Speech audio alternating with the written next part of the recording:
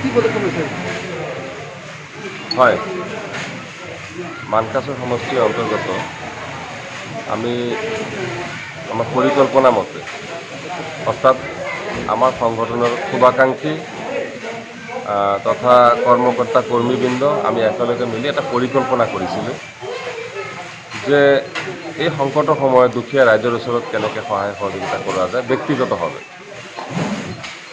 আৰু পৰিকল্পনা হিচাপে আমি আগবাঢ়িলোঁ আৰু আমাৰ শুভাকাংক্ষী তথা কৰ্মীসকলৰ প্ৰত্যক্ষ সহযোগিতা আমি পালোঁ, যাৰ ফলত মই ভাবোঁ যে ই এক ঐতিহাসিক পদক্ষেপ। কাৰণ ব্যক্তিগতভাৱে গোটেই সমষ্টিৰ দুখীয়া মানুহক কাভাৰেজ কৰা ইমান সহজ কথাও নহয় যদিও মই ভাবোঁ যে 5,000 পৰা 7,000 মানুহ বাদ দি প্ৰায় মানুহ কাভাৰেজ হৈছে। আমি দুখিত যে 5,000 পৰা 7,000 মানুহ যদি আমি ফেমিলি যদি আমি কাভাৰেজ কৰিব পাৰিলোঁ হয়, কাভাৰ কৰিব পাৰিলোঁ হয়, তেনেহ'লে প্ৰায় দুখীয়া মানুহ, অতি দুখীয়া শ্ৰেণীৰ মানুহ বাদ নপৰিল হয়। হয়তো বা 5,000 পৰা 7,000 পৰিয়াল বাদ পৰিব। তথাপি মই দুখিত যে ইমান পৰিশ্ৰমৰ পিছতো, কষ্ট কৰাৰ পিছতো হয়তো কিছু ব্যক্তি বাদ পৰিব। তাৰ কাৰণে আমি ক্ষমা বিচাৰিম আৰু মই ভাবোঁ যে এই পদক্ষেপ এক অনুপ্ৰেৰণা হৈ থাকিব অইনৰ বাবে। কাৰণ সংকটৰ সময়ত, বিপদৰ সময়ত, দুখীয়া ৰাইজৰ বিপদৰ সময়ত যদি বহু কিছু সংখ্যক মানুহ বা কিছু সংখ্যক মানুহ যদি পৰিকল্পনা কৰে যে আমি ৰাইজৰ ওচৰত যাম,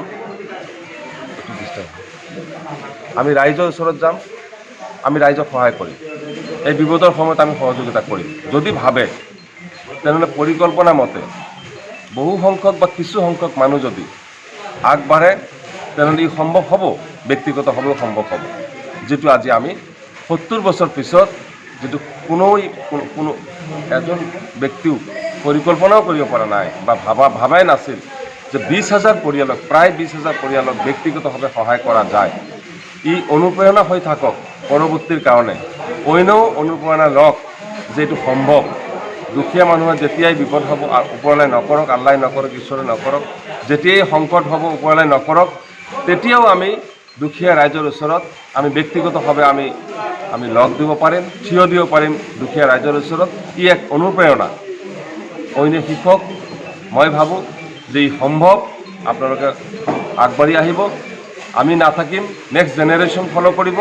যে দুখীয়া মানুহৰ সংকটৰ সময়ত যাতে আমাৰ স্থানীয় মানুহ সদায় লগ দিব পাৰে, থিয় দিব পাৰে, ই এক ঐতিহাসিক পদক্ষেপ আৰু অনুপ্ৰেৰণা। কি বস্তু আছে? আমি দিলোঁ সেৱাই দিছোঁ, তাৰ লগত চেনি দিছোঁ, আমুল দিছোঁ, আটা আৰু ময়দা একেলগে মিলাই দিছোঁ, তেল দিছোঁ, এটা পেকেট কৰি দিছোঁ। ঈদৰ আগত দিব নেকি? তেনেকুৱা কথা নাই, কিন্তু 2-এদিনতেই পাব আৰু মোটামুটি। ষ্টাৰ্ট হৈছে অলৰেডি, বহুত হৈছে, ডিউটিৰ পৰা আহি লৈ গৈ আছে।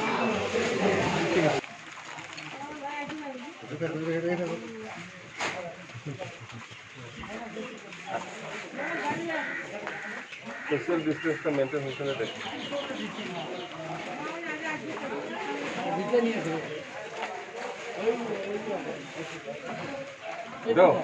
এই